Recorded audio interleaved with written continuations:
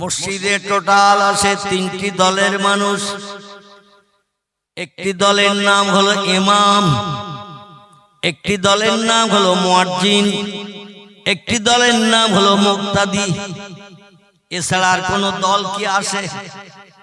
ইমাম আসে নামাজ পড়ানোর জন্য, মুয়াজ্জিন আসে আযান দিয়ে জনগণকে নামাজের আহ্বান করার জন্য, এবং জনগণ এসে পিছনে ইক্তেদা করে নামাজ পড়ে। এই তিনটি দলের মানুষ মসজিদে আসে। এই জন্য মেহরাবের ধাপ হলো তিনটি। ইমামের নামাজ যদি কবুল হয়ে যায়, মুয়াজ্জিনের নামাজ আল্লাহ কবুল করবেন। পিছনে মুক্তাদি যারা ইক্তেদা করলো, এদের নামাজ কবুল করে আল্লাহ তাদের জন্য জান্নাত হালাল বানিয়ে দেবেন। জোরে বলুন একটু সুবহানাল্লাহ। শর্ত হলো ইমামের নামাজ কবুল হওয়া। ইমামের নামাজ কবুল হলে মুয়াজ্জিনেরও হবে, আর মুয়াজ্জিনের নামাজ কবুল হয়ে গেলে মুক্তাদিরও হবে। আর ইমামের নামাজ যদি কবুল না হয়, যত খুশু খুজু নিয়ত করে মুয়াজ্জিন নামাজ আদায় করুক, মুক্তাদিরা যত খুশু খুজু নিয়ত করে নামাজ আদায় করুক, এদের নামাজ কিন্তু আল্লাহর দরবারে কবুল হবে না। এই জন্য ইমাম সাহেবের মগজের দুশ্চিন্তা একটু দূর করার প্রয়োজন আছে মুক্তাদিদের। ঠিক বললাম না ভুল বললাম? ইমামের সংসারের দুশ্চিন্তা যদি মগজে থাকে, বিবি বাচ্চার দুশ্চিন্তা মগজে থাকে, রোগ বেমারির দুশ্চিন্তা মগজে থাকে, পয়সা কড়ির অভাব অনটন যদি মগজে থাকে, ইমামের নামাজ কিন্তু একাগ্রতায় হবে না। খুব ভালো করে বুঝবেন, ইমামের নামাজ কিন্তু একাগ্রতায় হবে না। নামাজ পড়তে যা চিন্তা করে ডাক্তারের কাছে যাব, টাকা তো নেই। আমরা মসজিদে নামাজ পড়তে যাই, ইক্তেদা করি। আমরা যখন আল্লাহু আকবার বলে তাকবীর তাহরিমা বাদি, অনেকের মনটা জুতোর কাছে থাকে না। জুতো সালাম ফেরানোর পরে আর লম্বা দোয়া ইমাম সাহেব করে, অত সময় থাকবে না। জুতো দুটো হয়তো হ্যাবিস হয়ে যেতে পারে। অনেকে মসজিদে নামাজ পড়তে যায়, বাড়িতে যদি একটু গোশত কিনে দিয়ে আসি, গরম গরম যে টেস্টফুল খাবো। অনেক মসজিদে নামাজ পড়তে যায়, দোকানের শাটারে তালা দিয়ে এসেছি। তো যার দোকান আছে শাটারে তালা দিয়েছি না, শুধু শাটার টেনে দিয়ে এসেছি। এখান থেকে আবার বাড়ি যাব, খাওয়া দাওয়া করবো, তারপর সেই একটু বিশ্রাম দেবো, দোকান খুলতে যাব। এখন তালা দিয়ে এসেছি। তো আপনাদের এলাকার মানুষের মগজে হয়তো এরকম হয় না। হয়, আমি অধম মাঝে মাঝে আমার একটু আধা হয়। তাহলে একটা ইমাম লোক, কম বেশি 40 বছর আমি একটা মসজিদের ইমামতি করছি। ক বছর বললাম?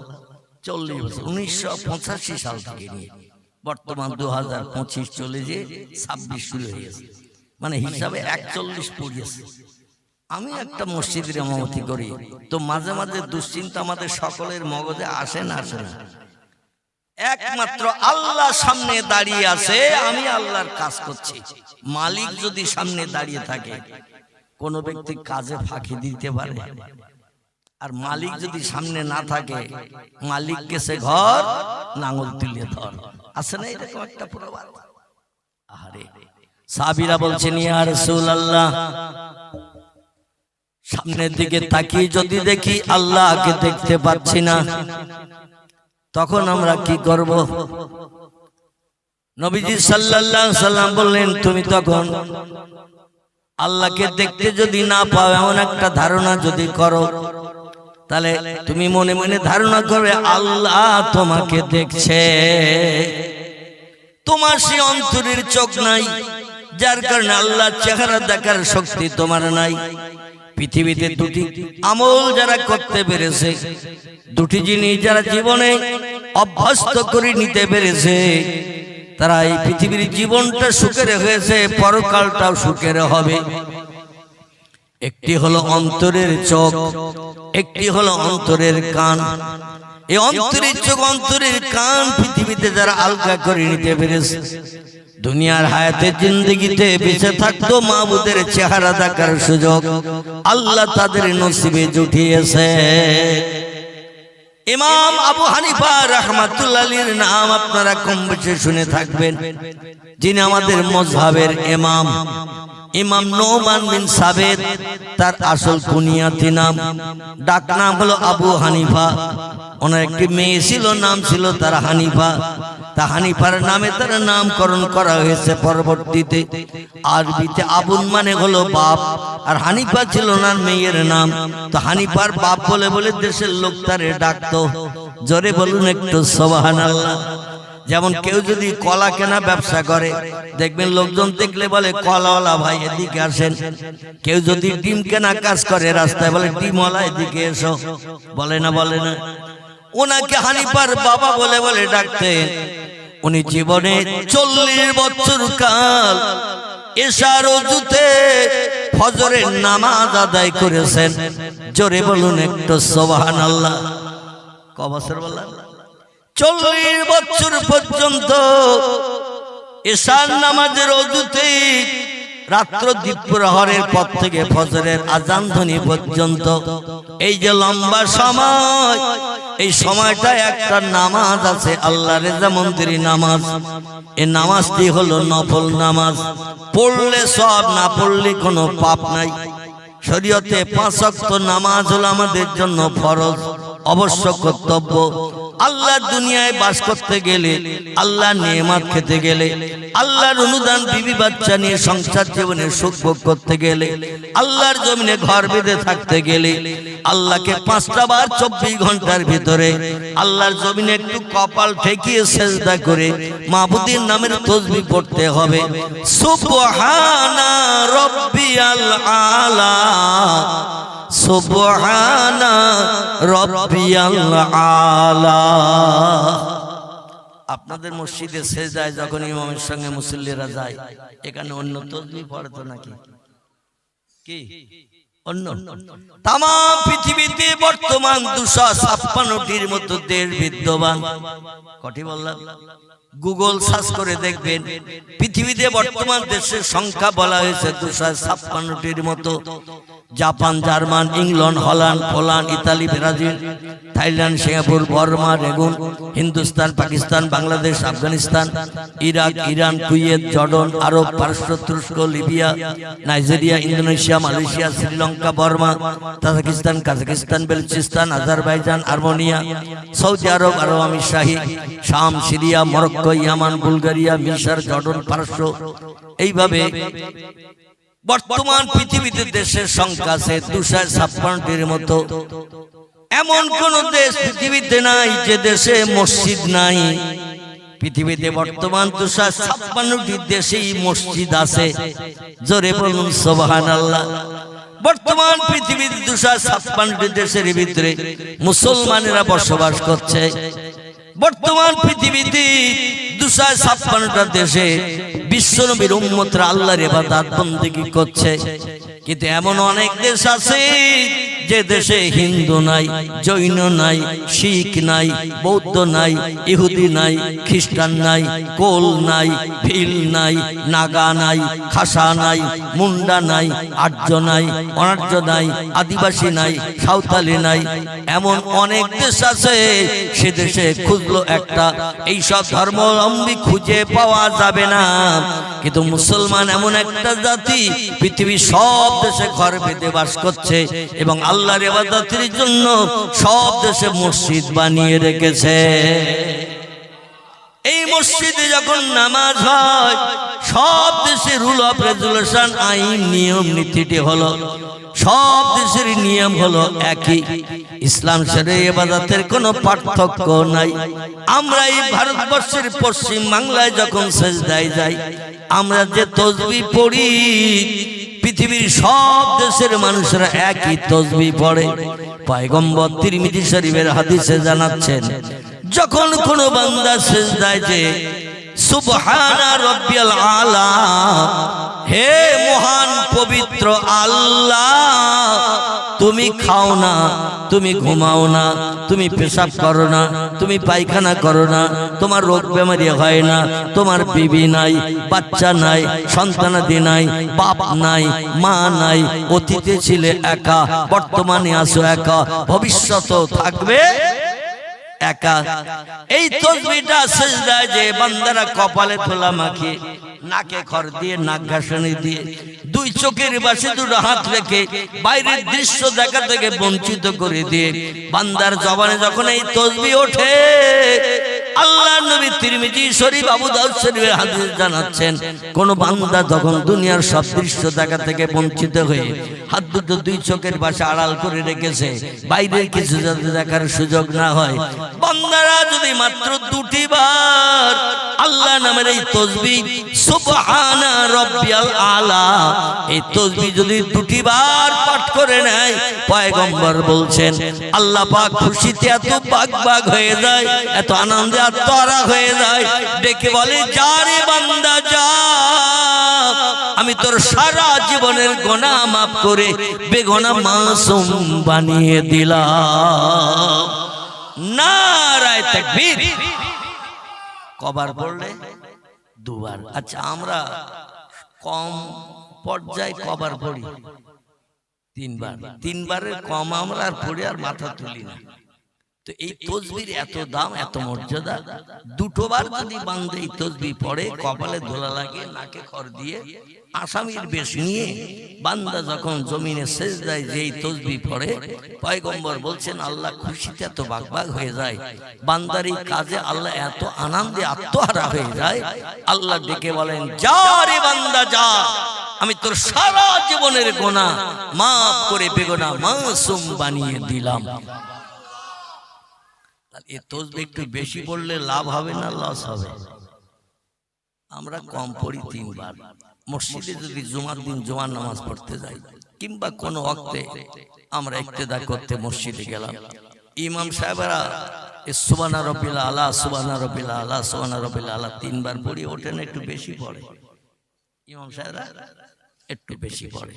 এখন আমরা এত ব্যস্ততায় মসজিদে যাই, চার দোকানে বসে থাকি, দেখবেন একটা টেলিভিশন যদি লাগানো থাকে শোকেসের মাথার দিকে টিকে, কত ঘন্টা পেরিয়ে যাচ্ছে খেয়াল নাই। ন্যাংটা নারী, ন্যাংটা পুরুষ, নাচ, ডান্স, মুস্কি হাসি, অঙ্গ ভঙ্গি দেখতে দেখতে ঘন্টার পর ঘন্টা পেরিয়ে যায়, সময় কখন পেরিয়ে যাচ্ছে খেয়াল রাখি না। আর বর্তমানে বিজ্ঞান প্রযুক্তির যুগে এক মেশিন বানিয়ে দিয়ে সিনেমা হলগুলো অকেজো করে দিয়েছে। মেশিনটার নাম কি? মেশিনের নাম মোবাইল মেশিন। আমার ভাইরা, বর্তমানে বিজ্ঞান প্রযুক্তির যুগে এই মেশিনটা আবার একটু নিউ মডেলের বানিয়ে দিয়েছেন, টাচ করলেই সঙ্গে সঙ্গে ফটো বেরিয়ে যায়। আপনাদের কারো কাছে হয়তো নাই, আছে? পয়গম্বর 1450 বছর আগে তিরমিজি শরীফের হাদিসে জানিয়েছেন, যে ঘরে জীবজন্তুর ফটো রাখা হয়, যে ঘরে জীবজন্তুর ফটো ক্যালেন্ডারে পিকচারে টানিয়ে রাখা হয়, ওই ঘরটি ইসলাম শরীয়তে নাজায়েজ হারাম সাব্যস্ত হয়। ওই ঘরে নামাজ, কালাম, তাসবিহ, তাহলিল, জিকির, আজকার, কোরআন তেলাওয়াত আল্লাহর দরবারে কোনোদিন কবুল হবে না। জীবজন্তুর ফটো, চলমান জীবজন্তুর ফটো আলা কোন ক্যালেন্ডার যদি দেওয়ালের গায়ে টানিয়ে রাখা হয়, মাঝে মাঝে দোকানের মাল খেলে দোকানে হালখাতা হয় না? হয় না? এই দোকানে যখন হালখাতা হয়, দেখবেন প্রত্যেকটি খরিদ্দারের কাছে বাকি টাকি থাকলে তাদের কাছে হালখাতা করার জন্য একটা হালখাতা দেয়া হয়। অমুক দিন, দুদিন, 3 দিন হালখাতা আমন্ত্রণ করলাম, সারা বছর মাল বেচা কেনা করেছি, আপনারাও কেনাকাটা করেছেন, কথাবার্তা বলতে যে কোনো কত অশান্তি টান্তি হতে পারে, বাক্য বিনিময় হতে পারে, তো নতুন খাতায় মহরত করা হবে, পূর্ণ দ্বন্দ্ব বিভেদ সব ভুলিয়ে যাওয়া হবে, আবার নতুন করে আমরা আবার আমাদের বেচা কেনা ব্যবসা বাণিজ্য শুরু করব, একটু আসবেন, একটু মিষ্টি মুখ করে ছেড়ে দেব। দোকানে গেলে হালখাতা করতে গেলে একটু মিষ্টি টিষ্টি দেয় না? দেয় না? বাকিদের মিটিয়ে দিয়ে আসলেন, দোকানদারও খুশি, আপনিও খুশি। মাঝে মধ্যে অনেক দোকানে বসিও খাওয়ায়, আর অনেক দোকানে বাড়ির ছেলে মেয়েদের জন্য একটু প্যাকেটে করেও দিয়ে দেয় না? দেয় না? দিয়ে দেয়। দোকানদার বলছে, আমার যে একটা দোকান আছে, এটা অনেকে আপনার বাড়ির লোক কিংবা আপনজন আত্মীয় স্বজন জানে না, বোঝে না, তাই আমি একটা ক্যালেন্ডার ছাপিয়েছি, দোকানের নামটাও ক্যালেন্ডারে দিয়ে দিয়েছি। ক্যালেন্ডার যারা দোকানদাররা বিলি করে দেয়, দেখবেন ওতে দোকানের নাম লেখা থাকে, অমুক জায়গায় দোকান কি কি বিক্রি হয় তাও তলায় লেখা থাকে, এই দোকানে এই মাল পাওয়া যায়। ঠিক বলছি না ভুল বলছি? যদি আমার বক্তৃতার ভিতরে কোনো মিস্টেক হয়, আপনাদের মগজে ধরা পড়ে, সঙ্গে সঙ্গে নক করবেন। কারণ রাসূল বলছেন কুল্লু বনি আদমা খাত্তাউন, প্রত্যেকটা আদম বংশধর ভুলে ভরা এবং গুনাহগার। কথা বললে ভুল হয়, কাজ করলে ভুল হয়। যে লোকটি বোবা, ওর সারা জীবন কথার ভুল পাওয়া যাবে? যে লোকটি প্যারালাইজড মার্কা, পঙ্গু, অচল, তার কোনো কাজের ভুল ধরা যাবে? কাজই করতে পারে না। এই জন্য কথা বললে ভুল হয়, কাজ করলে ভুল হয়। আমি কথা বলছি, আপনাদের মগজে, ব্রেনে যদি আমার কথাটা অ্যাডজাস্ট না হয়, মিল না হয়, সঙ্গে সঙ্গে একটু নক করবেন, আমি সংশোধন করে নেব যে আমার এই তথ্যটা দেয়া ভুল হয়ে গেছে, আমি সংশোধন করব। একজন ব্যক্তি ভুল করে সংশোধন করতে চায়নি, এই লোকের নামটা কি একটু বলতে পারবেন? একজন লোক, সে ভুল করে ভুল স্বীকার করেনি, সংশোধন করতে চায়নি। এ লোকটার নাম কি? বলতে না পারলে আলহামদুলিল্লাহ আমি আসি, আর যদি বলতে পারেন তাহলে আমি খুশিতে বাগ বাগ হব। এ লোকটার নাম কারো মগজে আসতেছে না? আলহামদুলিল্লাহ, আলহামদুলিল্লাহ। উত্তর সঠিক হলে আলহামদুলিল্লাহ, উত্তর ভুল হলে সংশোধন হবে ইনশাআল্লাহ। রাজি আছেন তো? তো চুপ করে বসে থাকলে হবে না, কারণ আমি সেই কথা আবার ফিরিয়ে নিয়ে যাব। পয়গম্বর 10 বছর একটানা ওয়াজ করেছেন পাথরের মেম্বারে বসে। নবীজির সেই 10 বছরের ওয়াজের নমুনা দেখে পরবর্তী যুগে সম্ভবত কিয়ামত পর্যন্ত হতে পারে, যেখানে ওয়াজ নসিহতের মজলিস হয়, শ্রোতারা যেখানে বসে থাকে, বক্তাও কি সেখানে নিচে একই জায়গায় বসে থাকে? কারণ বক্তা যদি একই প্লেসে বসে থাকে, পিছনের ভাইরা বক্তার মুখ দেখতে পাবে না। বক্তার মুখ দেখে ওয়াজ না শুনলে কলিজা ভেজে না। ঠিক বললাম না ভুল বললাম? এবং ওই বক্তার মুখ দেখার জন্য সাহাবারা পাগল ছিল, যিনি ছিলেন পৃথিবীতে বিশ্ব সুন্দর। জোরে বলুন সুবহানাল্লাহ। তাফসীরে রুহুল বায়ান, তাফসীরে মাওযিহুল কোরআন, তাফসীর বিজিলাল কোরআন, তাফসীরে মারিফুল কোরআন, তাফসীরে ইবনে কাসির, বিখ্যাত তাফসীরের ভিতরে লেখকেরা লিখেছেন, দুইজন পুরুষকে আল্লাহ তাম পৃথিবীতে বিশ্ব সুন্দর করে পাঠিয়েছিলেন। একজনের নাম ইয়াকুব নবীর বেটা, নাম ছিল তার ইউসুফ আলাইহিস সালাম। আর একজন বিশ্ব সুন্দর পৃথিবীতে পরবর্তীতে আগমন করেছিলেন, তার পিতার নাম ছিল আব্দুল্লাহ, মায়ের নাম ছিল আমিনা, সন্তানের নাম ছিল মুহাম্মাদুর রাসূলুল্লাহ সাল্লাল্লাহু আলাইহি ওয়াসাল্লাম। হযরতে মাইশাতুল হুমায়রা থেকে বর্ণিত, তিরমিজি, আবু দাউদ শরীফের হাদিস। উনি বলছেন, ইউসুফের চেহারা দেখে যুবতী মেয়েরা পাগল পারা হয়ে তারা লেবু কাটতে যে 4টে করে আঙুল কেটে দিয়েছিল, চেহারা থেকে নজর ঘোরাতে পারেনি। এত সৌন্দর্য চেহারা আল্লাহ ইউসুফকে দিয়েছিলেন। তারা যদি আমার স্বামী পয়গম্বর মুহাম্মদ রাসূলুল্লাহকে একবার দেখার সুযোগ পেত, হাতের আঙুল কাটা তো দূরে থাক, কলিজা পর্যন্ত কেটে বার করে দিত, কিছুই তাদের মনে থাকতো না। জোরে বলুন সুবহানাল্লাহ। তাহলে ইউসুফ নবীর চেহারা দেখতে বেশি সুন্দর না আমাদের পয়গম্বরের চেহারা দেখতে বেশি সুন্দর? হযরত আনাস বিন মালিক রাদিয়াল্লাহু বলছেন, আল্লাহি লা শাক্কা ফিহি, আমি সেই খোদার কসম খেয়ে বলছি, একদিন চাঁদনি রাতে পয়গম্বর আমারে ডেকে নিয়ে মদিনার পাহাড়ি এলাকার দিকে নিয়ে যাচ্ছেন। নবী আমারে ডেকেছেন, এতে আমি খুশিতে বাগবাগ আনন্দে আত্মহারা। আরো কত নামি দামি সাহাবী আছে, তাদের না ডেকে আমারে ডাকলেন।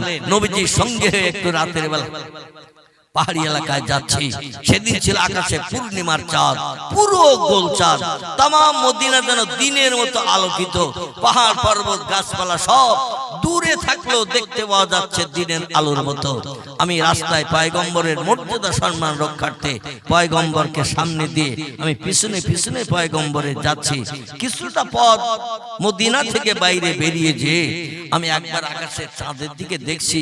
আজকের চাঁদটা কি মন খুলে আলো দিল মদিনায়, দিনের আলোর মতো সব কিছু দেখতে পাওয়া যাচ্ছে। একবার একবার আমি আকাশের চাঁদের দিকে দেখছি, আবার একটু মাথা নিচু করে পয়গম্বরের মুখের দিকে পাশের থেকে তাকিয়ে দেখছি। আমি দেখলাম বিশ্ব নবীর চেহারার আলোর জ্যোতি চাঁদের আলো হেরাস করে উপরে তুলে দিচ্ছে। জোরে বলুন একটু সুবহান। আমার ভাইরা, এই পয়গম্বরের চাঁদ মুখ দেখার ইচ্ছা মদিনার মানুষের ছিল না? ছিল না? বিশ্ব নবীর চাঁদ মুখ দেখবে, সেই সঙ্গে ওয়াজ শুনবে। এই জন্য সেই নিয়ম নীতি এখনো চালু আছে। বক্তাকে একটু উঁচু জায়গায় বসানো হয়, যাতে সমস্ত শ্রোতারা বক্তার মুখ থেকে ওয়াজ শুনতে খুশি হয়, ওয়াজ শুনে আনন্দ পায়। অনেক ব্যক্তি ঘরের দরজা খুলো এ হরেনের মাধ্যম দিয়ে আওয়াজ শুনতে পাচ্ছে না, পাচ্ছে না। জানালা খুলে হরেনের আওয়াজ শুনতে পাচ্ছে না, পাচ্ছে না। ওদের ওয়াজ শোনা আর এই কম্বলে লাথি মেরে দিয়ে ঘুমকে হারাম করে মজলিসে বসে ওয়াজ শোনার মর্যাদা কি একই হবে? আসমান জমিনের ডিফারেন্স হবে। এই মজলিসের মর্যাদা রক্ষার্থে আল্লাহ বলছেন বিসমিল্লাহির রহমানির রহিম, ফাইজা কুরিয়াল কুরআনু ফাসতামিউ লাহু ওয়া আনসিতু লাআল্লাকুম তুরহামুন। জোরে বলুন একটু আল্লাহু আকবার। আল্লাহ কোরআনে তত্ত্ব কট করে দিয়ে বলছেন ফাইজা কুরিয়াল কোরআন, যেখানে আমার আসমানি লৌহে মাহফুজের সংরক্ষিত মিষ্টি মধুর ভাষা সত্যবাণী সত্য কোরআন যেখানে পঠিত হয়, তেলাওয়াত হয়, কোরআনের আলোচনা যেখানে করা হয়, ফাসতামিউ লাহু, একাগ্র চিত্রে মনোনিবেশ সহকারে কোরআনের আলোচনা শ্রবণ করতে থাকো। ওয়া আনসিতু, এবং মজলিসের সৌন্দর্য রক্ষার্থে হাসি ঠাট্টা না করে, কথাবার্তা না বলে, মজলিসের মর্যাদা রক্ষার্থে চুপটি করে বসে থাকো।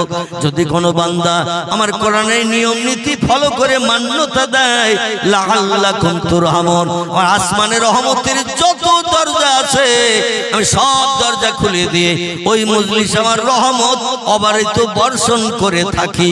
জোরে বলুন একটু সুবহানাল্লাহ। আজকের এই মজলিস আপনারা যারা বসে আছেন আর ঘরে কম্বল গলা পর্যন্ত দিয়ে কিংবা মুড়ি দিয়ে মাইকের আওয়াজে শুনতে পাচ্ছে, ঘরের জানালা খুলে শুনতে পাচ্ছে, তাদের ওয়াজ শোনা আপনাদের ওয়াজ শোনা আল্লাহর কোরআনের কথা মোতাবেক এক হবে নাকি? আল্লাহ বলছেন ওই মজলিস আমার রহমতের দরজা খুলে দেই, রহমত বর্ষণ করে, বান্দাদের রহমত পরিব্যাপ্ত করে, পরিতৃপ্ত করে। কিন্তু ঘরে যারা কম্বল মুড়ি দিয়ে শুনবে, জানালা খুলে শুনবে, তারা কোনদিন এই রহমত পেতে পারবে না, তারা সকলে বঞ্চিত হয়ে যাবে। পয়গম্বর মুহাম্মদ রাসূলুল্লাহ সাল্লাল্লাহু আলাইহি ওয়াসাল্লাম ওয়াজ করতেন যখন আধা ঘন্টা 1 ঘন্টা 45 মিনিট, যখন যেদিন সময় পেতেন 10 বছর কাল একটানা মসজিদে নববীর মেহরাব সেই মেম্বার এখনো গেলে দেখতে পাবেন। বিশ্ব নবী যেখানে দাঁড়িয়ে একটানা 10 বছর নামাজ পড়িয়েছেন, সেই জায়গাটা এখন হাজিকার দাঁড়াতে দেয়া হয় না, জায়গাটা সংরক্ষণ করা আছে। হাজী সাহেব যারা হজ পাক করতে গেছেন বাস্তব চোখে দেখে এসেছেন, উমরায় যারা গেছেন বাস্তব চোখে দেখে এসেছেন। বিশ্ব নবী মুহাম্মদ রাসূলুল্লাহর 10 বছরের জিন্দেগীর ইমামতির মেহরাব, এই মেহরাবের মাথায় আরবি ভাষায় লতার মতো জড়িয়ে লেখা আছে হাযা মেহরাবুন নবী সাল্লাল্লাহু আলাইহি ওয়াসাল্লাম। এটাই হলো বিশ্ব নবী মুহাম্মদ রাসূলুল্লাহর 10 বছরের ইমামতির জায়গা। সাধারণ আরবি যারা পড়তে জানে তারা দেখলে বুঝতে পারবে না, যারা একটু বিজ্ঞ পণ্ডিত আলেম তারা দেখলে বুঝতে পারবে। জড়িয়ে জড়িয়ে জিলিপির পেছেন না, জিলিপির পেছ দেখেছেন তো, যেমন জড়ানো জড়ানো ওই রকম জিলিপির পেছনে নাই, ওই রকম জড়িয়ে লেখা আছে ডান ধার থেকে বাম ধার পর্যন্ত হাযা মেহরাবুন নবী সাল্লাল্লাহু আলাইহি ওয়াসাল্লাম। জোরে বলুন একটু সুবহান। পয়গম্বর এইখানে বসে বসে ওয়াজ নসিহত করতেন। সাহাবীরা যখন অন্যমনস্ক হয়ে যেতেন, সংসারের চিন্তায়, বাচ্চা কাচ্চা চিন্তায়, ব্যবসা বাণিজ্যের চিন্তায়, ওয়াজ শুনতে শুনতে যখন অন্যমনস্ক হতেন, পয়গম্বর বলতেন সাহাবীরা তোমরা কি বলতে পারো আমি কি তথ্যটা এখন দিলাম? সাহাবীরা তোমরা কি বলতে পারো আমি কি বক্তৃতা এখন তোমাদের কাছে করলাম?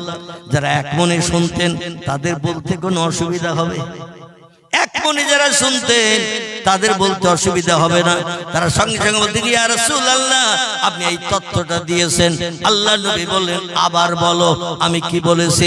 হাদিস শরীফ এসেছে পয়গম্বর মুহাম্মদ রাসূলুল্লাহ সাহাবীরা সহিহ বুখারী শরীফ, মুসলিম শরীফ, তিরমিজি, আবু দাউদ, ইবনে মাজাহ, নাসাই, দারমি, দারকুতনি, বাইহাকি, তিবরানি, মুয়াত্তা মালিক, মিশকাতুল মাসাবি, ইবনে হাব্বান, আল হাকিম, আল মুস্তাদরাক, আত-তারগিব, আল হাসান, এগুলো সব সহিহ হাদিসের কিতাবের নাম। লেখকেরা লিপিবদ্ধ করেছেন বিশ্ব নবীর জবানি, কিছু কম বেশি 3.5 লক্ষের মতো। কতটা? এই সহিহ হাদিসের কিতাবের ভিতরে বিশ্ব নবীর সাহাবীদের দিয়ে লেখকেরা লিপিবদ্ধ করেছেন পুস্তকের পৃষ্ঠায়। হাদিসের কিতাবের ভিতরে লিপিবদ্ধ আছে কিছু কম বেশি 3.5 লক্ষের মতো। কিয়ামত পর্যন্ত কোন ব্যক্তি যদি পয়গম্বরের জবানি মিথ্যা ধারণা করে, ভুল ধারণা করে, মুহাম্মদ মূর্খ মানুষ ছিল, বর্তমান 21 শতাব্দীর যুগে, জ্ঞানের যুগে মুহাম্মদের কথা মানা যাবে না, মুহাম্মদের কথা মেনে চলা যাবে না। আল্লাহর পাক কালাম কোরআন মাজিদ সম্পর্কে কোন মুসলমান যদি এমন ধ্যান ধারণা করে, বাদ দাও তো 1500 বছর আগে গুদম পচা কোরআন, জোরে বলুন একটু নাউজুবিল্লাহ। এমন মন্তব্য বিধর্মীরা করতে একটু ভয় পায়, মুসলমানের ছেলেদের কোনো ভয় নাই। এরা এমন মন্তব্য করে, বাংলাদেশের গোটা 4 ছেলের নাম কি বলবো, একজন নাম হাফেজ ইমরান, কোরআনের বিরুদ্ধে বিভিন্ন ধরনের সমালোচনা করেছেন।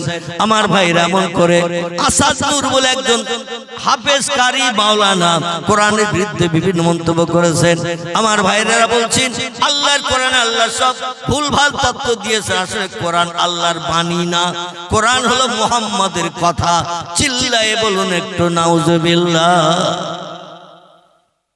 বর্তমান 21 শতাব্দীর যুগে এই কিছুদিন আগে তোলপাড় হয়েছিল মোবাইল মেশিনে, অসীম সরকার বলে একজন মন্তব্য করেছিল না কোরআনের বিরুদ্ধে, ইসলাম শরীয়তের জ্ঞানগম্য কিছু নাই, শরীয়ত সম্পর্কে কিছুই জানে না, কোরআন হাদিসের জ্ঞান কিছুই রাখে না। বাংলা বই পড়লেই কেউ লোকটা যোগ্য আলেম হয়। বাংলা বই পড়লে যোগ্য আলেম কি হতে পারবে নাকি?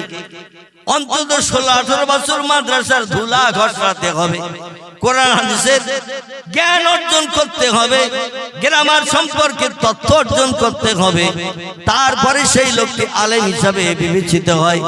কোরআন হাদিসের কোনো জ্ঞান নাই। আমি শুনলাম খবরে, যাই হোক আমি তো বড় মেশিন ব্যবহার করি না, আমি অতীতকাল থেকে নিয়ে বর্তমান কাল পর্যন্ত ফোনে একটু কথা বলার জন্য একটা মেশিন ব্যবহার করি, যেটা আমার কাছে এখনো আছে। দেখাবো না? না দেখালে বিশ্বাস করবে। আমি একটা মেশিন ব্যবহার করি, আমার কাছে আছে। আমি এই বড় মেশিন টেশিন পছন্দ করি না, ব্যবহার করি। এই যে আমার মেশিন, অতীত কাল থেকে নিয়ে বর্তমান কাল পর্যন্ত একটু কথা বলার প্রয়োজন কর্তৃপক্ষদের সঙ্গে, তাই কথা বলি। কারণ বর্তমানে যে মেশিন বিজ্ঞান বানিয়ে দিয়েছে একটু লম্বা মার্কা, ওতে একটু টাচ করলেই প্রথম মনের মানুষ বেরিয়ে যাবে না, যাবে না। অধিকাংশ মোবাইলওয়ালার কাছে যদিও অবিবাহিত হয়, যদিও অবিবাহিত হয়, অবৈধ প্রেমিকার ফটো টাচ করলেই বেরিয়ে যাবে।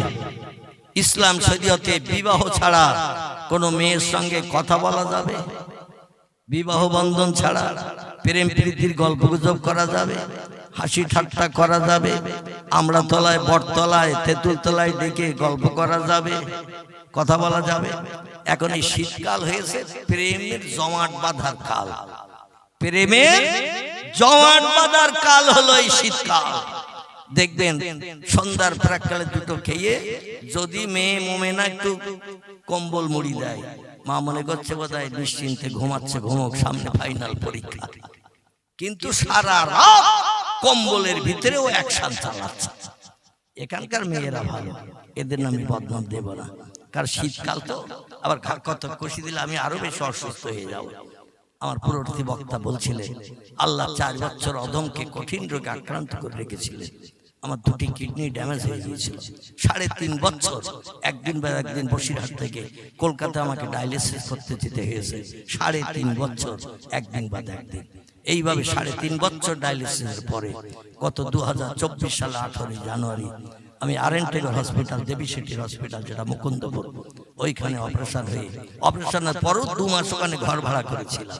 কারণ আমাদের এলাকার পরিবেশ দূষণীয় পরিবেশ, চিংড়ি মাছ কাটা পরিবেশ, মানে দুর্গন্ধ, যে কোনো মানুষ গেলে নাকে কাপড় দেওয়া ছাড়া দাঁড়াতে পারে না। যার কারণে 18,000 টাকা করে ঘর ভাড়া দিয়ে 2 মাস ওখানে ছিলাম। থেকে রমজান মাস পড়লে আস্তে আস্তে ওখান থেকে বাড়ি আসলাম। তারপরও 1 বছর ঘরের ভিতরে আবদ্ধ ছিলাম। এরকম কোনো মানুষের সামনে বসতে পারতাম না। আর বসতে গেলে মাথায় টুপি লাগাতে হতো, নাকে মাস্ক লাগাতে হতো, হাতে কবাত দিতে হতো, পায়ে কবাত দিতে হতো। আমার থালা বাটি ঘটি যা কিছু ছিল শুধু আমার জন্য। আমার পেশাব ঘর পায়খানা ঘর আমার জন্য, সেখানে কেউ যেতে পারবে না। এইভাবে আমাকে কঠিন পরীক্ষার মাঝখানে থেকে আল্লাহ পাক 4 বছর পরে অধমকে পরীক্ষা একটু পাশ করিয়েছে। আমি 4 বছর কোনো প্রোগ্রামে কোথাও যেতে পারি নাই, ঘরের ভিতরে আবদ্ধ ছিলাম। আত্মীয় স্বজন দেখতে আসলো, দরজার বাইরে দাঁড়িয়ে আমার সঙ্গে কথা বলতে হতো, কারণ ভিতরে ঢোকার পারমিশন ছিল না। ডাক্তার বলল ইনফেকশন হলেই কিন্তু আর বাঁচানো যাবে না, কারণ আম গাছের কলমের মতো একজনের পেটের থেকে কিডনি কেটে আমার পেটে আম গাছে যেমন কলম বাঁধে ওই রকম জুড়ে দিয়েছিল। যাই হোক, ডাক্তারের নির্দেশ মেনে আল্লাহর উপরে তাওয়াক্কুল করে ভরসা করেছিলাম। আল্লাহ পাক কবরের যাত্রীকে উঠিয়ে আবার একটু চেয়ারে বসিয়েছেন। তাই 2-4 কথা আবার আমি একটু বলার প্রয়াস পেয়েছি বা আপনাদের সঙ্গে 4 চক্ষের মিলন ঘটাতে পেরেছি। বাংলা একটা প্রবাদ আছে, রাখে আল্লাহ মারে কে, আর মারে আল্লাহ রাখে কে। এই প্রবাদটা যে 100% সত্য, 100-এর ভিতরে 100% সত্য, শস্য দ্বারা পরিমাণ মিথ্যা নাই। আল্লাহ অধমকি দিয়ে সেটা প্রমাণ করে দেখিয়েছেন। আমার গ্রামের 98% মানুষের ধারণা ছিল আমি অধম আর বাঁচব না। অধিকাংশ গ্রামের মানুষ মসজিদের হরেনের দিকে কান নিয়ে রাখতো, মৌলবি মারা গেছে, খবরটা কখন মাইকে বলবে। আপনার গ্রামের মানুষ মারা গেলে মসজিদে বলে না? বলে না? অধিকাংশ মসজিদে বলে অমুক মারা গেছে, অমুক সময় জানাজা হবে, আপনারা জানাজা শরীক হতে চাইলে এই সময় আসবেন, আসর বাদ কি জোহর বাদ কি অমুক সময় জুমার নামাজ বাদ জানাজা হবে। এই রকম কানুনিয়ে ছিল আমার গ্রামের মানুষ। কিন্তু আল্লাহ পাক তিনি বেশি, সব থেকে বেশি বেশি জানেন কোন বান্দা কবরস্থ হবে, কোন বান্দা এখনো দুনিয়া হায়াতে বেঁচে থাকবে। এটা আল্লাহ ছাড়া বেশি জানেন কে? কেউ জানেন? জানেন না। যাই হোক, আমি আল্লাহর কাছে দোয়া কামনা করব আপনাদের জন্য। আল্লাহ 2টি কঠিন রোগ যেন আপনাদের বিবি বাচ্চা আপনজন আত্মীয় স্বজন কাউকে না দেন। একটা রোগের নাম হলো কিডনি সংক্রান্ত রোগ, আরেকটি হলো ক্যান্সার। নেই কোনো অ্যান্সার। ক্যান্সার রোগ যদি কারো ধরে, বিজ্ঞানীর এখনো পর্যন্ত এই রোগের ওষুধ এখনো বানাতে পারেনি। যদিও কেমো টেমো এটা ওটা দিচ্ছে, কিন্তু কিছুদিন পরে আবার ওই রোগের সংক্রমণ শুরু হয়ে যায়। খুব বেশি দিন এই কেমো দিয়ে মানুষকে বুড়ো বয়স পর্যন্ত কোন দেশে রোগীকে ডাক্তার এখনো বাঁচিয়ে রাখতে পারে না। 2-5 বছর 7 বছর পরে দেখবেন আবার ওই রোগ আবার ধরে, সেই রোগ আবার কেটে ওঠে, আবার মরে যায়। আমি আপনাদের জন্য, আমি আমার জন্য দোয়া চাই, আল্লাহ এই 2টি কঠিন রোগ আমাদের কাউকে যেন না দেন। সকলে বলুন আমিন। আসুন এবার চলে যাই সেখানে। পয়গম্বর একটা কথা জিজ্ঞাসা করতেন সাহাবীদের কাছে 3 বার। 3 বার একটি কথা জিজ্ঞাসা করতেন সাহাবীরা, আমি কি তোমাদের কাছে বললাম? সাহাবীরা একই উত্তর 3 বার দিতেন। পয়গম্বরের মুখে তখন হাসির ঝলক উঠতো। জোরে বলুন একটু সুবহানাল্লাহ। তবে শীতের রাতে আমি অত কষ্ট আপনাদের দেব না। কোন তথ্য দিয়ে যদি একবার জিজ্ঞাসাবাদ করি, বিশ্ব নবীর সুন্নত আদায় করতে কে কে রাজি আছেন? একটা হাত উঁচু করে দেখান। নবীর সুন্নাত আদায় করতে কে কে রাজি আছেন? আমি যদি একটাবার জিজ্ঞাসা করি কোন তথ্য দিয়ে, আপনারা হাত উঠাতে পারবেন কি পারবেন না? স্বীকৃতি দিতে পারবেন কি পারবেন না? রাসূল বলছেন, মান তামাসসাকা বিসুন্নতি ইনদা ফাসাদে উম্মতি ফালাহু আজরু মিআতা শহীদিন। আল্লাহ নবীর জমানে, নবী বলছেন আখিরি জমানার শেষ যুগে পৃথিবী ধ্বংসের সময়কাল যখন এসে যাবে, শেষ যুগ যখন এসে যাবে, বর্তমানে এই জমানাটা আখিরি জমানা না আগের জমানা? এই জমানাটা আখিরি জমানা। দুনিয়া ধ্বংসের কিছু কিছু নমুনা এই পৃথিবীতে চালু হয়ে গেছে। অনেক বিজ্ঞ পণ্ডিত আলেমেরা বলছেন ইমাম মেহেদীর জন্ম হয়ে গেছে, ইমাম মেহেদীর জন্ম হয়ে গেছে, এখনো তিনি প্রকাশ পান নাই, খুব সত্তার প্রকাশ পেয়ে যাবে। যাই হোক, তামাম পৃথিবী লাল মানুষেরা দেখতে পাবে, লাল। তিরমিজি আবু দাউদ শরীফে হাদিস নবী বলছেন পৃথিবীর যেদিকে তাকাবে যখন দেখবে লাল, তখনই বুঝবে কিয়ামতের সন্নিকট অবস্থা এসে গেছে। সাহাবীরা বলেন মা হিয়াল আহমার ইয়া রাসূলুল্লাহ, লাল বলতে কি বোঝায়? নবী বলতেন লাল বলতে শুধু পাকা বাড়ি দেখতে পাবে, মাটির বাড়ি আর নজরে দেখতে পাবে না। বর্তমান সরকারি সুযোগ সুবিধার কারণে আমি চাইছি না সরকারি সুযোগ সুবিধা বান্দাদের না হোক, এটা চাইছি না। সরকার দিচ্ছে গরিব মানুষদের ঘর, কিন্তু এটা হল নবীজির বর্ণনা 1450 বছর আগে কিয়ামতের লক্ষণ। প্রত্যেকটি দিকে আপনি যখন তাকাবেন পাকা বাড়ি দেখতে পাবেন, লাল ইটের বাড়ি দেখতে পাবেন, লাল রঙের বাড়ি দেখতে পাবেন। কিয়ামতের জন্য অপেক্ষা করো, আল্লাহ বেশি দিন আর পৃথিবীতে বসবাসের সুযোগ দেবে না। জোরে বলুন একটু নাউজুবিল্লাহ, জোরে বলুন একটু নাউজুবিল্লাহ। পয়গম্বর মুহাম্মদ রাসূলুল্লাহ বলছেন সেই জমানায় ওই যুগে যদি আমার কোন উম্মত আমার একটা সুন্নত আমল করি, একটা সুন্নত চালু রেখে কবরে যদি কবরস্থ হয়ে যায়, আল্লাহ নবী বলছেন আল্লাহ পাক খুশিতে বাগবাগ হয়ে সন্তুষ্ট হয়ে ওই বান্দার জন্য 100 শহীদের মর্যাদা দান করে হিসাব নিকাশ বিহীন জান্নাত হালাল বানিয়ে দেবে। নবীর বাহ্যিক সুন্নত হলো 3টি, আরো একটু বাড়িয়ে ধরলো 4টি। একটি হলো মাথার টুপি, 2 নম্বর মুখের দাড়ি, 3 নম্বর হাঁটুর নিচের লম্বা জামা, 4 নম্বর নবীর আরেকটি সুন্নত সেটা হলো পাগড়ি। কি নাম বলা? এই 4টি সুন্নত যদি কোনো মুসলমান দেহের সঙ্গে অ্যাডজাস্ট করে রাস্তাঘাটে পথে হাটে মাঠে জামার বাড়ি শ্বশুর বাড়ি যে কোনো জায়গায় যদি যায়, যে কোনো ধর্মাবলম্বী দেখলে ওরে হিন্দু ভাববে। কি হিন্দু ভাববে? ওরে কি জৈন শিখ ভাববে, ইহুদি খ্রিস্টান ভাববে। মাথায় যদি টুপি থাকে, মুখে যদি দাড়ি থাকে, হাঁটুর নিচে লম্বা জামা যদি থাকে, মাথায় যদি পাগড়ি বাঁধা থাকে, এ লোকটা এজ এ মুসলমান হিসাবে যে কোনো ধর্মাবলম্বীর কাছে বিবেচিত হবে না, হবে না। আমার ভাইরা, আল্লাহ নবীর এই সুন্নতের ভিতরে একটা সুন্নত যদি আপনি আমল করে মরণের দিন পর্যন্ত চলতে পারেন, নবী বলছেন হাসরের মাঠে আল্লাহ প্রত্যেকটি বান্দাকে হাজির করাবেন। ফাহিয়াকুম সুম্মা ইউমিতুকুম সুম্মা ইহয়িকুম সুম্মা ইলাইহি তুরজাউন। আল্লাহর পাক কালাম কোরআন মাজিদে সূরা বাকারা আল্লাহ তথ্যকথ করছেন, ও বান্দা বান্দিরা, আমি এক ফোঁটা নাপাক দুর্গন্ধ পচা বীর্য পানির মাধ্যম দিয়ে মায়ের হেমের থলির ভিতরে তোমাদের আমি আল্লাহ পাক জিন্দা বানিয়ে 9 মাস 10 দিন রেখে দিয়েছিলাম। তারপরে পৃথিবীর চেহারা তোমাদের দেখিয়ে দিলাম। এই দুনিয়া চিরস্থায়ী তোমাদের বসবাসের জায়গা নয়।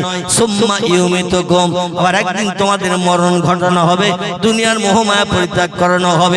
তাই বলে যেন ধারণা করি না 4 ভাগ দার্শনিকদের মতো মরে গেলাম তো হয়ে গেল, আর পরকাল টাল বলতে কিছু নাই। আছে না কিছু লোক 12 ক্লাসে একটি দর্শন শাস্ত্র পড়ানো হয়, ফিলোসফি। এই ফিলোসফিতে একদল বিজ্ঞানীদের তত্ত্ব কোট করা হয়েছে, যাদের 4 ভাগ দর্শন বলা হয়। আমার ভাইরা, এই 4 ভাগ দার্শনিকদের কিছু তথ্য আপনাদের কাছে পরিবেশন করি। তাহলে পরকাল আমরা যেমন বিশ্বাস করি, পৃথিবীতে কিছু মানুষ পরকাল বলে কিছুই মানে না, বিশ্বাস করে না। চিল্লায়ে বলুন একটু নাউজুবিল্লাহ। আল্লাহ নবী বলছেন দুনিয়া হলো ক্ষণস্থায়ী, পরকাল হলো চিরস্থায়ী। আর দুনিয়া ফানিয়াতুন ওয়াল আখিরাতু বাকিয়াতুন। নবী বলছেন দুনিয়া হলো ধ্বংসশীল, পরকাল হলো স্থায়ী। কোটি কোটি বছরের জিন্দেগি, পরকালের কোনো শেষ নাই। আমরা দুনিয়ার প্রেমে পাগল হয়ে গেছি। 60, 65, 70 বছরের জন্য পরকালে চিন্তা করি, মুয়াজ্জিনের আযানে কান দেই না, রমজান মাসে রোজা রাখি না। রমজান মাসে দেখবেন মুসলমানের ছেলেরা চার দোকানে বসে 13 কাপ করে চা খায় দিনের বেলা। 13 কাপ করে খায়। তো একজন জিজ্ঞাসা করছে, প্রতিদিন তোরে দুবার তিনবার চা খেতে দেখি, সকালে একবার, দুপুরে একবার, সন্ধ্যাবেলা একবার, তো এখন এত চা খাচ্ছিস কেন? বলে চাচা দাদা সব রোজায় আছে, খরিদ্দার তো দোকানে আসে না, দোকানদারের দুশ্চিন্তা, রাতে ঘুম হবে না, তা এখন দোকানদারের মনে একটু হাসি ফোটানোর জন্য আমি 13 কাপ করে খাচ্ছি। দোকানদারের মনে হাসি ফোটানোর জন্য, রোজাদার তো চা খেতে আসে না দিনের বেলা, বেচা কেনা হবে না, দোকানদারের দুশ্চিন্তা হবে, তাই 13 কাপকে উসুল তুলে দিচ্ছি। আচ্ছা এদের জায়গা কোথায় হবে বলেন তো দেখি? নিজেও রাখে না, আবার চাচারে ডেকে বলে, আসেন চাচা এক কাপ চা খেয়ে যান। চাচা বলে, বেয়াদব নাতি, বুঝিস না রমজান মাস? বলে, আসলে তুমি খাবে না তো একটু ডেকে ঠাট্টা করছিস চাচা। নাউজুবিল্লাহি মিন যালিক, জোরে বল নাউজুবিল্লাহ। আরে চাচারে ডাকতেছে রমজান মাসে চা খাওয়ার জন্য, আর যখন চাচা খায় বাকি 11 মাস কোনদিন ডাকার সময় পায় নাই, কারণ ডাকলেই তো চাচা আসবে, ডাকলেই তো আসবে। এক রমজান মাসে হাজার ডাকলো চাচা, রোজা ভেঙে চা খাবে।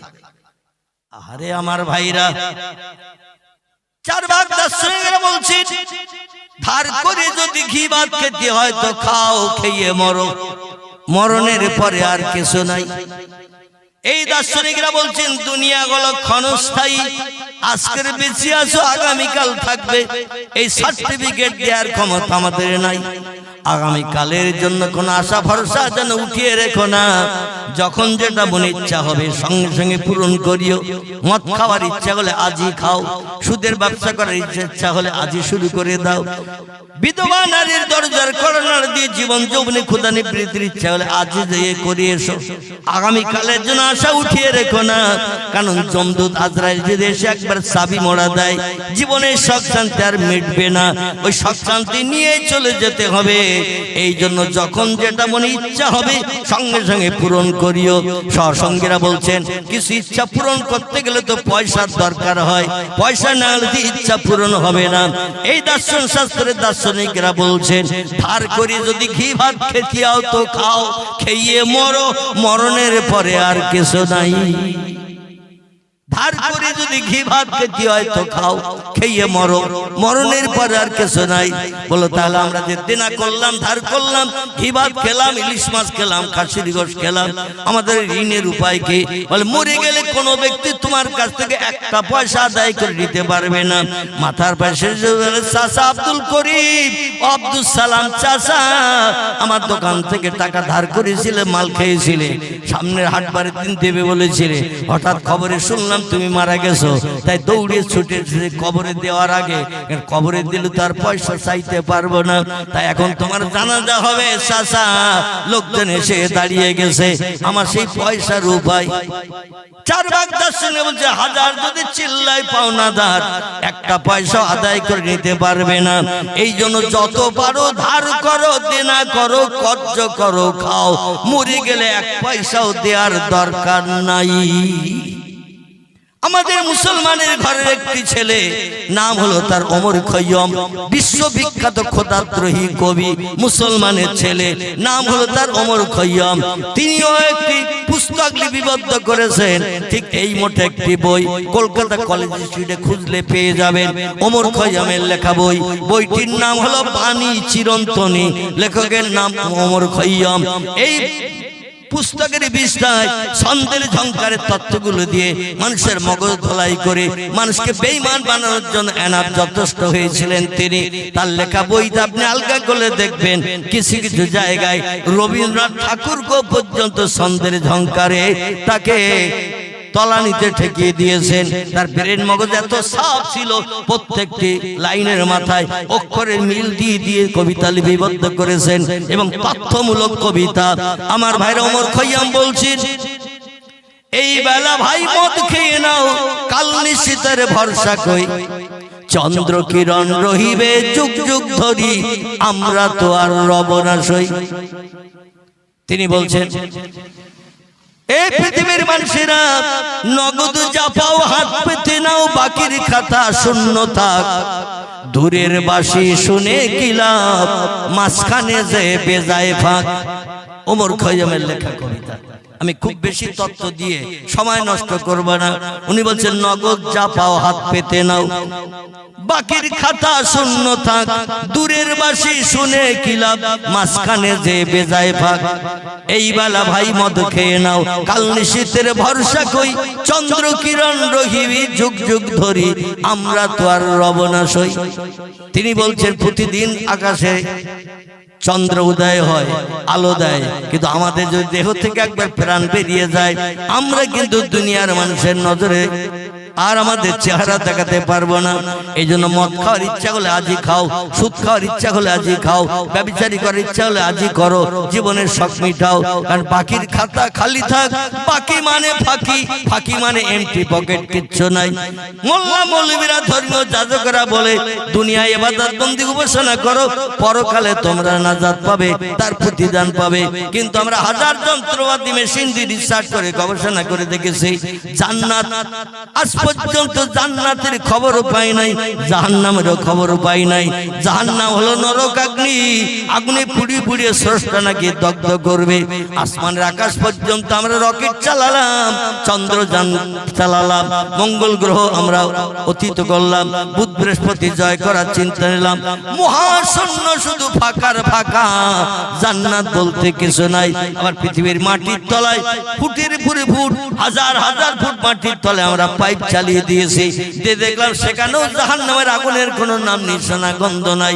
অতএব মিথ্যা তত্ত্ব, মিথ্যা কথা শুনে জীবন যৌবনকে বরবাদ করার কোনো দরকার নাই। আপনাদের কাছে জিজ্ঞাসাবাদ করবো, আমরা পরকাল বিশ্বাস করি না করি না? পরকাল মানি না মানি না? দুনিয়া ক্ষণস্থায়ী, পরকাল হলো চিরস্থায়ী। আর দুনিয়া বাকিয়াতুন, আর দুনিয়া ফানিয়াতুন, আখিরাতু বাকিয়াতুন। দুনিয়া হলো ধ্বংসশীল, পরকাল হলো স্থিতিশীল। পরকাল কোটি কোটি বছরের জিন্দেগি। আজকে আমরা কিন্তু বর্তমান প্রযুক্তি যুগের বিজ্ঞান, দর্শন, ইঞ্জিনিয়ারদের কথা মোতাবেক আল্লাহরে অটোমেটিক অধিকাংশ মানুষ ভুলে গেছে। তার কারণ শরীয়তের ফতোয়ার কিতাব, কারবা নাম হেদায়াত, কারবা নাম ফতোয়ায় দুর্রে মহতার, ফতোয়ায় কাজী খান, ফতোয়ায় মহিব, ফতোয়ায় জামে সগীর, এমন করে ফতোয়ায় স্বামী, ফতোয়ায় মারাকিউল ফালা, ফতোয়ায় আলমগীর, বিশ্ববিখ্যাত বড় বড় ফতোয়ার কিতাবে লেখকেরা একমত হয়ে লিখেছেন, কোরআনের কোন একটা কথা কোন মুসলমান মানতে যদি অস্বীকার করে, কোরআনের কোন একটা কথা বিশ্বাস করতে যদি আপত্তি দর্শায়, লোকটার মুসলমান থাকবে না, লোকটা কাফের হিসাবে বিবেচিত হবে। কি হবে? কাফের হবে। কাফেরের ঠিকানা কোথায় হবে? জোরে বলেন। এখন বললে কি জাহান্নামে যেতে হবে নাকি? বলতে হবে না? কাফেরের ঠিকানা জাহান্নাম হবে, এটা জোরে বললে কি এক্ষুনি জাহান্নামে যেতে হবে? এখনো তো আমাদের মরণ হয়নি। আচ্ছা, মরণ না হওয়া পর্যন্ত কোনো ব্যক্তিকে কবরে দেয়া হয়, আর কবরে দিলেই কিন্তু প্রথম শুরু হয়ে যায় জাহান্নামের অ্যাকশন। যতদিন বেঁচে থাকবো জাহান্নামের নাম নিশানা গন্ধ পাবো না। কবরে গেলেই ফেরেশতা মুনকির নকির আসবে, প্রশ্ন জিজ্ঞাসা করলে উত্তর দিতে পারলে জান্নাতে সুখ, আর উত্তর দিতে না পারলেই জাহান্নামের গরম অগ্নি শিখা কবরে আল্লাহ পাক কিয়ামত পর্যন্ত দগ্ধ করার জন্য ফেরেশতা নিযুক্ত করে রাখবেন। জোরে বলুন একটু আমিন। আমার ভাইরা, অতএব এখন আমরা হায়াতে বেঁচে আছি, অপরাধীদের ঠিকানা হবে জাহান্নাম। জোরে বললো আপত্তি নাই, আসতে বললো আপত্তি নাই। আল্লাহ বলছেন কুল্লামা নুদিজাত জুলুদুহুম বাদদালনাহুম জুলুদান গায়রাহা লিয়াযুকুল আযাব। সূরা বাকারা। আল্লাহ বলছেন কুল্লামা নুদিজাত জুলুদুহুম, অপরাধী সাব্যস্ত যারা হবে, মুয়াজ্জিনের আযানে কান দেবে না, রমজান মাসে রোজা রাখবে না, সকাল সন্ধ্যা আমার আসমানি কিতাব কোরআন শরীফ তেলাওয়াত করবে না, রাস্তাঘাটে পথে যখন চলবে আমার নামের জপ জিকির করবে না, সুবহানাল্লাহ আলহামদুলিল্লাহ এমন করে আমার নামের তাসবিহ পাঠ করবে না, এই রকম ভাবে দুনিয়ার দিনগুলো যদি অতিবাহিত করে, ও হাল্লালা হালালাহু, আমি কোরআনে যেগুলো বৈধ ঘোষণা করেছি সেগুলো বৈদিক সময় যদি মান্যতা দেয়, ও হারামা হারামাহু, কোরআনে যেগুলো নিষিদ্ধকরণ করেছি তা থেকে বান্দা যদি দূরে সরে থাকে, মদ হারাম করেছে, মদের গ্লাসে হাত দিল না, সুদ হারাম করেছে, সুদের একটা পয়সা হাতে নিল না, মিথ্যা কথা বলল না, আল কিযবু উম্মুজ জুনুব, আল্লাহ বলেছেন মিথ্যা হলো পাপের মা। মায়েরা সন্তান প্রসব করে যেমন বংশ বৃদ্ধি করে, যে লোককে মিথ্যা কথা বলে সে পাপের বংশ বৃদ্ধি করে। বিশ্ব নবী তিরমিজি শরীফের হাদিসে জানিয়ে দিয়েছেন, একটা বার মিথ্যা কথা বললে একটানা 40 দিন, আরবাউনা ইয়াওমান লাইলান, একটানা 40 দিন তার নামাজ, কালাম, তাসবিহ, তাহলিল, কোরআন তেলাওয়াত, জিকির, আজকার আল্লাহর দরবারে কোনদিন কবুল হবে না। কবার মিথ্যা বললে? একবার। কারণ জবান প্লেট যদি আপনি খারাপ করেন, এই প্লেটে যত নামি দামি নাস্তা কোনো কাউকে দেন, ও নাস্তা নেবে খাবে। প্লেটে যদি পায়খানা লাগানো থাকে, আর যদি 40 টাকা দামের রসগোল্লা বড় বায়না দিয়ে তৈরি করে কাউকে দেন, ওই প্লেটে পায়খানা লাগানো আছে, তাতে দেয়া আছে রসগোল্লা, কোন অতিথি খাবে? প্লেট ঠেলে দেবে কিনা? আল্লাহ বলছে জবান প্লেটটাকে পরিষ্কার কর, তারপর আমার কাছে তওবা নাস্তা রেডি কর। সূরা ফাতিহা, সূরা ইখলাস, দরুদ শরীফ যা কিছু পড়বি, প্লেট তোর জবান প্লেট যদি ভালো হয়, আমার কাছে সব তওবা আমার কাছে পছন্দনীয় হবে। আর যদি জবান প্লেটই খারাপ হয়, নোংরা হয়, তোর কোন ইবাদত আমি আল্লাহ কবুল করব না, আমি নেব না। জোরে বলুন একটু নাউজুবিল্লাহ। আল্লাহ বলছেন কুল্লামা নুদিজাত জুলুদুহুম, বান্দাদের যখন বান্দীদের যখন জাহান্নামের আগুনে নিক্ষেপ করা হবে অপরাধ করার কারণে, হাসরের মাঠে মিজানের দাড়ি পাল্লায় পাপের পাল্লা ভারী হওয়ার কারণে ফেরেশতাদের দিয়ে লোহার শিকলের দড়ি গলায় পারিয়ে যখন আমি গরু ছাগলের মতো হড়হড় করে টেনে নিয়ে যেতে বলবো, ফেরেশতারা আমার হুকুমের অপেক্ষায় থাকবে। ও মালাইকাতুন গিলাজুন শিদাদুন লা ইয়াসুনাল্লাহা মা আমারাহুম ওয়া ইয়াফআলুনা মা ইউমারুন। আল্লাহ কোরআনে তথ্য করে দিয়ে বলছেন, আমার ফেরেশতাদের এমন সাজে এমন ধাঁচে বানিয়েছি, আমি ফেরেশতাদের যখন যেটা করতে বলি ফেরেশতারা সঙ্গে সঙ্গে আমার হুকুমকে বাস্তবে রূপ দান দেয়। ওয়াইয়াফআলুনা মা ইউমারুন, যখন যেটা করতে বলি সঙ্গে সঙ্গে সেটা করে আমার মুখে হাসি ফোটায়। ফেরেশতা আমার হুকুম তামিলিতে 1 সেকেন্ডও দেরি করে না। জোরে বলুন একটু সুবহানাল্লাহ। আমাদের যদি কাউরে কিছু করতে বলা হয়, ও আগে চিন্তা করবে কিনা এই কাজটা করলে সময় নষ্ট হবে, দেখে পরিশ্রম হবে, তারপরে লাভ হবে কিনা। কোন কাজ করতে গেলে আগে লাভ লস আমরা যাচাই করি কিনা। কাজ করতে গেলে সময় লাগবে 3 ঘন্টা, পরিশ্রম হবে, দেখে রেখে মেজার হয়ে যাব, কিন্তু যদি লাভ না পাই ও কাজ আমরা কেউ করতে যাই, ফেরেশতারা লাভ লস কিছুই বোঝে না, ওরা বোঝে আল্লাহর হুকুম তামিল করে আল্লাহর বুকে হাসি ফুটানো। জোরে বলুন একটু সুবহানাল্লাহ। আল্লাহ যেই বলবেন বান্দা অপরাধী সাব্যস্ত হয়ে গেছে, মিজানের দাড়ি পাল্লায় ওয়াকিমুল ওয়াজনা বিল কিসতি ওয়ালা তুকসিরুল মিজান। আল্লাহ অ্যাডভান্স তথ্য জানিয়ে দিয়েছেন কে সাদা আর কে কালো, কে ধনী আর কে গরিব, কে এমন করে পঙ্গু, কে এমন করে অন্ধ।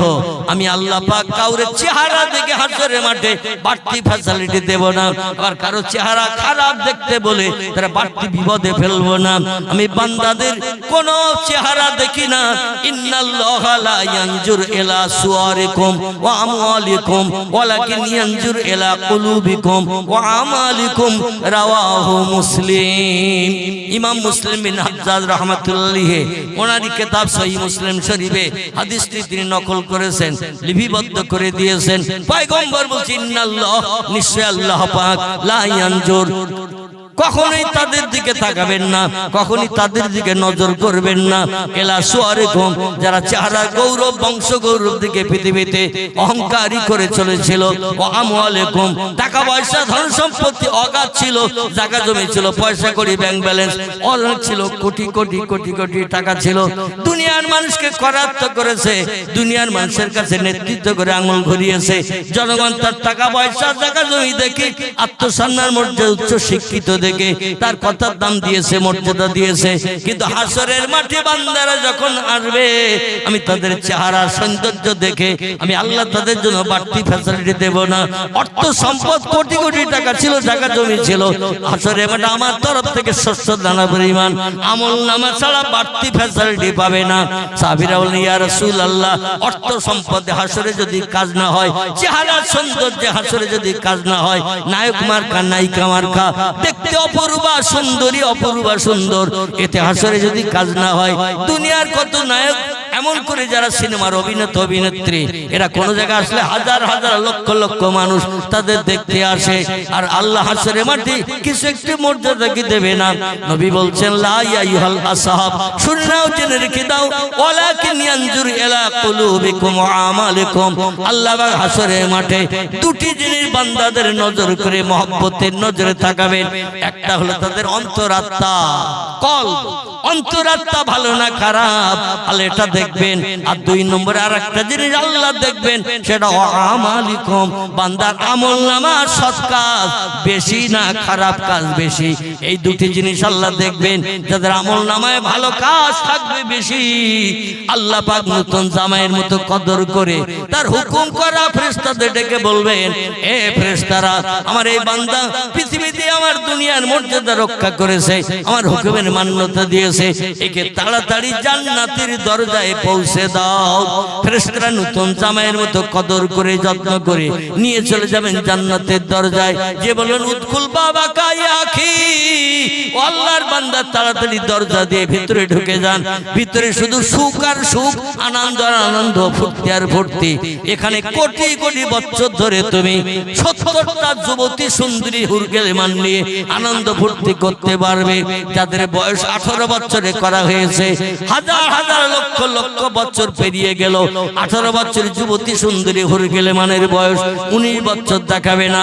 আবার কোটি বছর পেরিয়ে গেলে এই 18 বছরের সুন্দরী যুবতী হুর 16 বছরে দেখাবে না। প্রথম যেমন চেহারা দেখবে, কোটি কোটি বছর পরও একই রকম চেহারা থাকবে।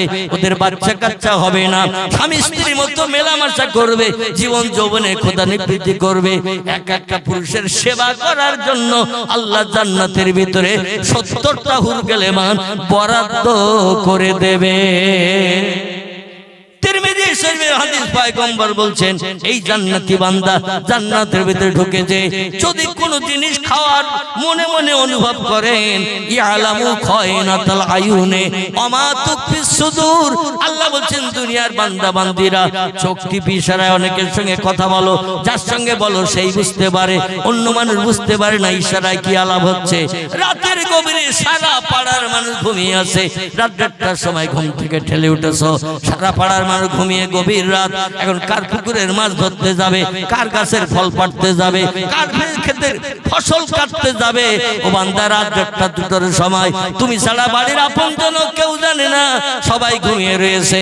কিন্তু ধারণা করিও না, তামাম পৃথিবীর সব সৃষ্টির মতো আমি আল্লাহ ঘুমিয়ে আছি।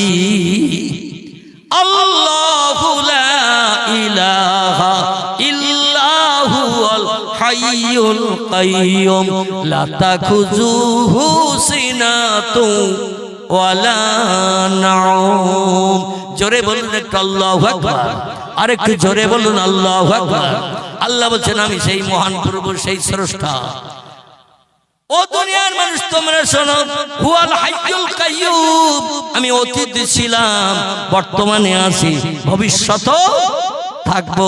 লা তাখুযুহু সিনাতু ওয়ালা নাওম, আমার জীবনে কোনোদিন ঘুম লাগে না, ইচ্ছা করো কোনোদিন আমি ঘুমাই না।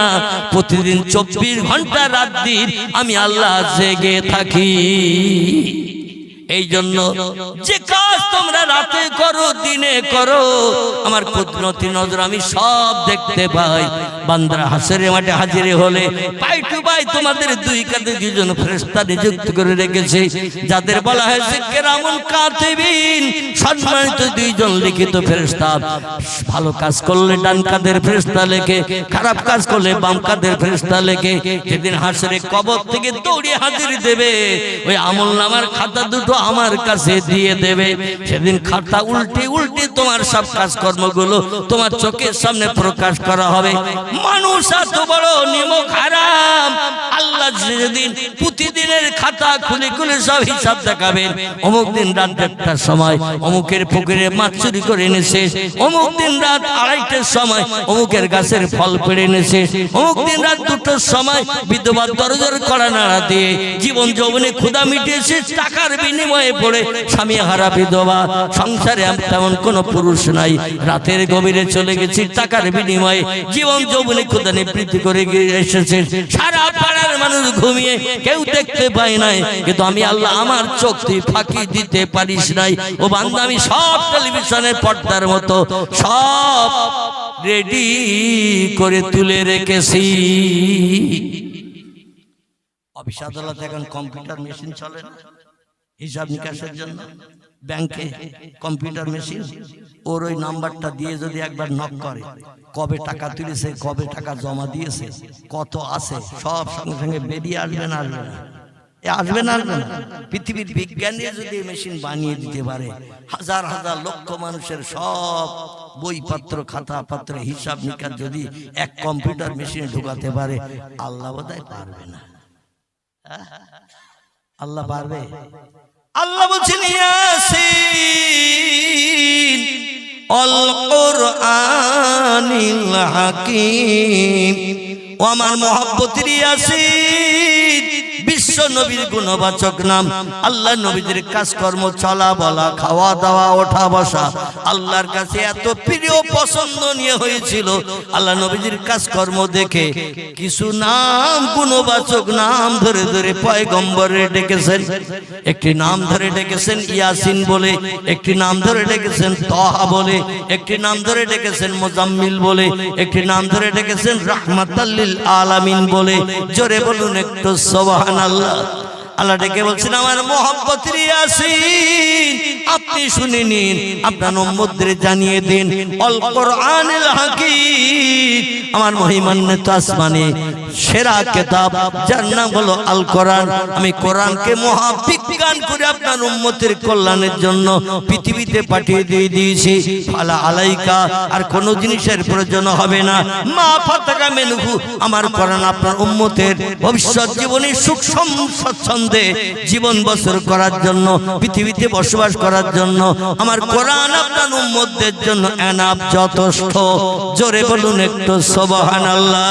তবে এই কোরআন যদি আপনার উম্মতরা বিশ্বাস না করে, কোরআনের কথাগুলো যদি মান্যতা না দেয়, আল্লাহ কোরআনে বলছেন, ইন্নাল্লাযীনা কাফারু ওয়া কাযযাবু বিআয়াতিনা উলাইকা আসহাবুন নারি হুম ফিহা খালিদুন। জোরে বলুন একটু আল্লাহু আকবার। আল্লাহ বলছেন, ইন্নাল্লাযীনা কাফারু, নিশ্চয়ই যারা আমাকে স্রষ্টা বলে মান্যতা দিল না, আমারে কেউ চোখে দেখেনি, না দেখে বিশ্বাস করার আরবি নাম হলো ঈমান। না দেখে বিশ্বাস করার নাম হলো ঈমান, যেটা চোখে দেখা যাবে না, এটা না দেখে বিশ্বাস করতে হবে। আমরা যারা এই মজলিসে বসে আছি, আমরা সারা জীবনে আল্লাহর কবার দেখতে পেয়েছি? কেউ কথা বলে না। আমরা কবার দেখেছি আল্লাহ দেখতে পেয়েছি? কেউ? ভবিষ্যতে মরণের আগ পর্যন্ত পাবে কেউ? ইমাম নুমান বিন সাবিত বলছেন, আমি যার কথা পূর্বে বলছিলাম, বলতে বলতে রেখে এসেছে আমাদের মুজাহির ইমাম সাহেব, যিনি যার মতাদর্শ আমরা মেনে চলি, ইনি বলছেন, আমি 40 বছর কাল এশার ওযুতে তাহাজ্জুদের নামাজ সহ ফজরের নামাজ আদায় করেছি। আমি আমার জীবনে ঘুমের ঘোরে ফজরের নামাজের পর, ইমাম আবু হানিফা বলছেন, ফজরের নামাজের পরে রাতের ঘুমের ক্লান্তি দূর করার জন্য ফজরের নামাজের বাদে ওই জায়নামাজের ডান কাঁধে কাত হয়ে শুয়ে পড়েছে। আমি আমার জীবনে 82 বার আমার আল্লাহর দেখার সুযোগ পেয়েছি। কবার? ইমাম আবু হানিফা ইনি বলছেন, আমি প্রতিদিন এশার নামাজের পরে রাতের বেলা দুটো খেয়ে দিয়ে একটু বিশ্রামে পতিত হতাম। রাত দ্বীপ্রহরের আগে উঠে যেতাম, দ্বীপ্রহরের আগে উঠে যাই, ওইখান থেকে রাত দ্বীপ্রহরের পর থেকে নিয়ে ফজরের আজান ধ্বনি পর্যন্ত একটা লম্বা টাইম আছে। এই লম্বা টাইমটায় একটা নামাজ আছে, নামাজ। এই নামাজটির নাম আল্লাহ কোরআনের 15 পারার সূরা বনী ইসরাইলে এই নামাজটির নাম কোট করে দিয়েছেন। জোরে বলুন একটু সুবহানাল্লাহ। বিসমিল্লাহির রহমানির রহিম। ওয়া নুনাজ্জিলু মিনাল কোরআনে মা হুয়া শিফাউ ওয়া রাহমাতুল লিল মুমিনিন। আল্লাহ বলছেন, ও বান্দা বান্দিরা, জ্বর যদি হয়, সর্দি কাশি হয়, পেট ব্যথা, মাথা যন্ত্রণা, cancer, tumour, stroke, heart attack, plague, AIDS, যত ধরনের রোগ পৃথিবীতে থাক না কেন, ডাক্তারের কাছে যেতে হবে না, কোনো বন্ধুর কাছে যুক্তি নিতে হবে না, কোন ডাক্তার দেখাবো, এই রোগে আক্রান্ত হয়েছে। আল্লাহ আমার কোরআনের একটি নাম দিয়ে দিয়েছে, শেফা। শেফা শব্দটি আরবি ভাষা, ইংরেজিতে বলা হয় মেডিসিন, বাংলার নাম হলো ঔষধ। আল্লাহ বলছে, তোমাদের সব রোগের ঔষধ আমি কোরআনে ভরে তোমাদের ঘরে পৌঁছে দিয়েছি। আর কারো কাছে যেতে হবে না, কারো কাছে হাত পাততে হবে না। আমার কোরআন তোমাদের জন্য যথেষ্ট। একটু জোরে বলুন, আমার কোরআন তোমাদের জন্য যথেষ্ট। এই কোরআন আল্লাহ পাক, কোরআন যে যথেষ্ট, এই কোরআনে আল্লাহ পাক একজন পয়গম্বরের জীবনী কোট করে দিয়ে দিয়েছেন। এই পয়গম্বরের নাম হযরত আইয়ুব আলাইহিস সালাম। কি নাম বললাম? টোটাল কোরআনের ভিতরে লক্ষাধিক পয়গম্বরের ভিতর থেকে ছাঁটাই করে বাছাই। না, যদি বিরক্ত হন, শীতের রাত তো দোয়া করে দেবো নাকি? সকালে একটু উঠে দাঁড়ান। ইয়া নবী সালামুন আলাইকা, ইয়া রাসূল সালামুন আলাইকা, ইয়া হাবিবি সালামুন আলাইকা, সালাওয়াতুল্লাহ।